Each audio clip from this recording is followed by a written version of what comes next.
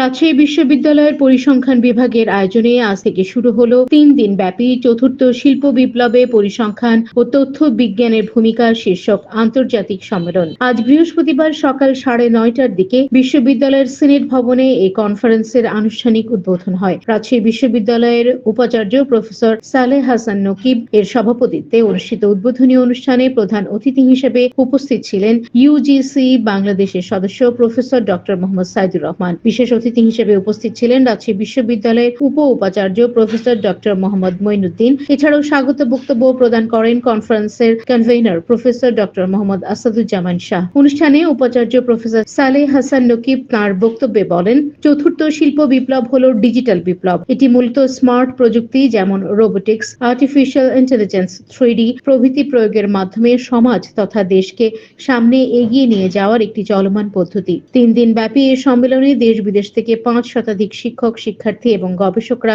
উপস্থিত ছিলেন।